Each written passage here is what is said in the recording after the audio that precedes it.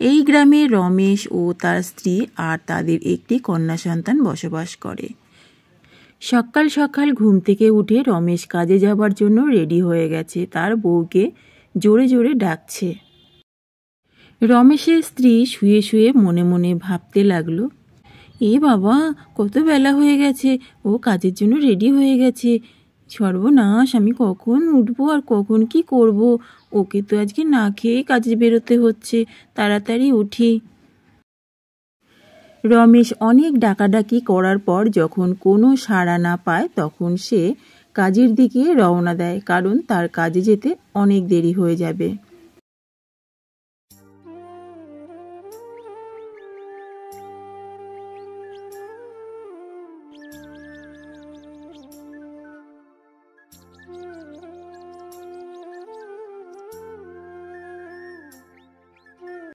রমেশ কাজের জন্য বেরিয়ে যাবার পর তখন তার স্ত্রী বারান্দায় এসে দাঁড়ায় আর এসে দেখে রমেশ বেরিয়ে গেছে কাজের জন্য।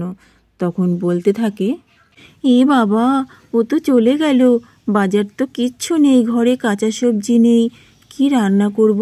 ওকে তো বললামও না, বললে তো কিছু এনে দিয়ে যেতে পারতো কাজে। এখন আমি কি রান্না করি? ধুর, ভালোই লাগে না, কি যে করি আমি এখন। ধ্যাৎছাতা, ঘরে গিয়ে বসে থাকি। এই কথা বলে রমেশের স্ত্রী ঘরে এসে চুপ করে বসে রয়েছে আর ভাবছে কি করবে। এমন সময় তাদের মেয়ে চলে আসলো। মা, ও মা, তোমার কি হয়েছে? তুমি এরকম করে চুপ করে কেন বসে আছো? কিছু কি হয়েছে তোমার? বলো না, আমাকে বলো, তোমার কিছু হলে। আরে না রে মা, কিচ্ছু হয়নি, তুই এত ভাবিস না তো।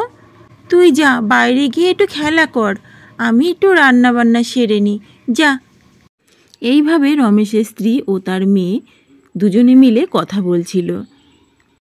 এমন সময় রমেশের শাশুড়ি চলে আসলো বেড়াতে। আরে শ্যামলী, ও শ্যামলী, তুই বাড়িতে আছিস? শ্যামলী মা, এই দেখ, আমি বেড়াতে আসলাম তোদের বাড়িতে।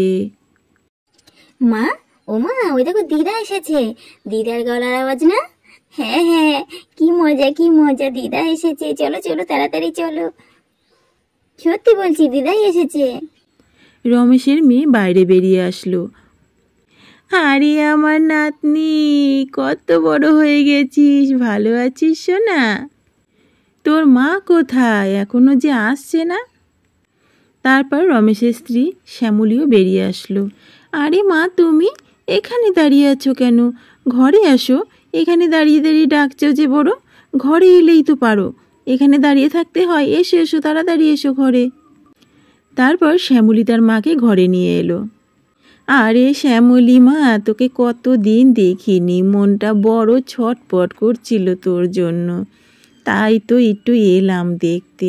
তা তোরা ভালো আছিস তো? জামাই বাবা জীবন কোথায়? আরে মা, ও তো কাজে বেরিয়েছে, এই তো একটু আগেই বেরোলো তুমি আসার। তা তুমি কেমন আছো বলো তো? তুমি ভালো আছো? তোমার কথা না আমার খুব মনে পড়ে। হ্যাঁ হ্যাঁ, তা তো জানি, আমার জন্য যে কত মনে পড়ে, তাই তো বছরে একবারও যাস না আমাকে একটু দেখতে। না মা, এইভাবে বলো না আমাকে, আমার সত্যিই খুব মনে পড়ে তোমার কথা। রমেশ কোনো কাজ না পেয়ে সকাল সকালই বাড়ি ফিরে এসেছে। মনটা ভীষণ খারাপ, কোনো কাজ নেই, কি করবে, কি করে বাজার হাট করবে, বাচ্চাটার মুখে কি করে খাবার তুলে দেবে, এইসব কথাই ভাবছিল। এমন সময় রমেশের মেয়ে খুবই আনন্দের সঙ্গে বাবার কাছে এসে বলতে লাগলো, বাবা, ও বাবা, জানো তো আজকে আমাদের বাড়িতে কে এসেছে? না তো মা, আমি তো জানি না কে এসেছে। কে এসেছে বলো তো দেখি। এই অভাবের সময় কে আবার আসলো মা? আরে দিদা এসেছে গো, দিদা, কতদিন পর আসলো, আমার যে কি মজা হচ্ছে না, কি বলবো। এই কথা শুনে রমেশ ভারী চিন্তায় পড়ে গেল। মনে মনে ভাবতে লাগলো এখন কি করবে। বাবা, ও বাবা, তুমি কি ভাবছো? তুমি খুশি হওনি দিদা এসেছে? রমেশের এতটাই চিন্তা হতে লাগলো তার মেয়ের কোনো কথা তার কান পর্যন্ত পৌঁছচ্ছে না। রমেশের একটাই চিন্তা হতে লাগলো, তার হাতে তো একটাও পয়সা নেই, কি করবে সে? সন্ধে গড়িয়ে রাত হয়ে গেছে, সবাই ঘুমিয়ে পড়েছে। ঘুমোয়নি শুধু শ্যামলী। কি গো, ঘুমিয়ে পড়লে নাকি? এই, ঘুমিয়ে পড়েছো? তোমার কি কোনো চিন্তা নেই? আমার যে মা এসেছে, আজকে তো যা রান্না করেছি তাই দিয়ে কোনো রকম খাইয়ে দিলাম। কাল কি করবে গো? আমার মা কিন্তু ইলিশ মাছ খেতে বেশ ভালোবাসে। কাল কিন্তু ইলিশ মাছ নিয়ে আসবে, আর অনেক বাজার করে নিয়ে আসবে কিন্তু। আরে হ্যাঁ গো, তোমার মা আমার কি কেউ হয় না? আমি ঠিক কিছু না কিছু ব্যবস্থা করব। তুমি এখন একটু ঘুমোও তো, আমাকেও একটু ঘুমোতে দাও, ভালো লাগছে না। এই কথা শুনে শ্যামলী আর রমেশ দুজনেই ঘুমিয়ে পড়ল।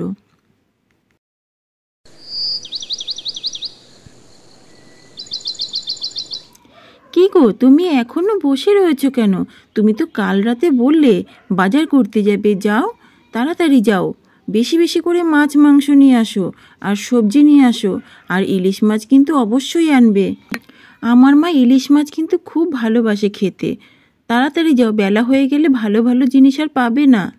আরে শ্যামলী, তুমি যা বলছো তা বাজার করতে তো অনেক টাকা লাগবে, কোথায় পাবো? আমার হাতে তো কোনো টাকা নেই। আমি অত কিছু জানি না। আমার মা কি রোজ রোজ তোমার বাড়িতে এসে বসে থাকে নাকি? যাও তাড়াতাড়ি, যেখান থেকে পারো বাজার করে নিয়ে আসো। আর হ্যাঁ, সব কিছু কিন্তু ভালো ভালো দেখে নিয়ে আসবে, পচা ধচা নিয়ে আসবে না কিন্তু এক। তারপর রমেশ জমিদারের বাড়ির দিকে যাচ্ছিল। সেই রাস্তাতেই একটা গাছের উপর একটা ডাইনি বসবাস করত। সেই গাছের ডালের উপর ঘুমোচ্ছিল। এমন সময় রমেশ ওই রাস্তা ধরেই যাচ্ছিল। ডাইনিটা হঠাৎ করে জেগে বসলো মানুষের গন্ধ পেয়ে। আরে, এ তো মানুষের গন্ধ, মানুষের ছা যাচ্ছে। কতদিন পর মানুষের গন্ধ পেলাম। এবার তো আমি ওকে ছাড়বো না। ওরে পেছন পেছন যাব, দেখি কোথায় যায়। ওকে আমি গাঁটটা মোটকে খেয়ে নেব। হাঁটতে হাঁটতে রমেশ চলে আসলো জমিদারের বাড়িতে, আর রমেশের পেছন পেছন ডাইনিটাও চলে আসলো। আরে, এ তো জমিদারের বাড়ির ভেতরে ঢুকে গেল। কি কথা বলছে, আমি এখানে বসে বসে শুনবো। তারপরে তো বেটা বেরোবে, তখন আমি গাঁটটা মোটকে খাবো। কি আনন্দ, কি! রমেশ জমিদারের সামনে এসে দাঁড়ালো। আরে রমেশ যে, আমাদের রমেশ! কি ব্যাপার ভায়া, আজ হঠাৎ আমার বাড়িতে? তোমার তো আজকাল দেখাই পাওয়া যায় না। আগে হুজুর, একটু দরকারে পড়েই আপনার কাছে আসা। আমার কিছু টাকার প্রয়োজন। আসলে হয়েছে কি, বাড়িতে শাশুড়ি বেড়াতে এসেছে। উনি ইলিশ মাছ খুব ভালো খান। তা জানিনি তো ইলিশ মাছের যা দাম, আমার মতন মানুষের সাধ্য কোথায়। তাই কিছু টাকা যদি একটু ধার দিতেন খুব উপকার হতো। তুমি তো আমাকে হাসালে। তোমার শাশুড়ির ইলিশ মাছ ভালো খায়, তা আমি কি করব ভায়া? তুমি আগে থেকে যে টাকাগুলো নিয়ে রেখেছো, সেই টাকাগুলো তো এবার দাও, তারপরে না হয় ভেবে দেখবো। এই ঘরের ভেতরের সমস্ত কথাই ডাইনি বাইরে বসে সব শুনছিল, আর ডাইনি কান্না করতে লাগলো। রমেশ মনটা খারাপ করে জমিদারের ঘর থেকে বেরিয়ে আসলো। রমেশ বাড়ির বারান্দায় এসে মনটা খারাপ করে চুপটি করে বসে রয়েছে। এমন সময় ডাইনিও রমেশের পেছন পেছন চলে আসলো। ডাইনি রমেশের দুঃখ দেখে খুবই কষ্ট পেতে লাগলো, আর ভাবতে লাগলো কিভাবে রমেশের উপকার করা যায়। হে ভগবান, আমি এখন কি দিয়ে বাজার করব? একটাও তো পয়সা নেই। জমিদার মশাই তো পয়সা দিলেন না। এখন যে কি করব, ভীষণ চিন্তা হচ্ছে। ইলিশ মাছের কত দাম, কোথায় পাবো আমি এত টাকা? না না না, আমার রমেশের উপকার করতেই হবে এখন।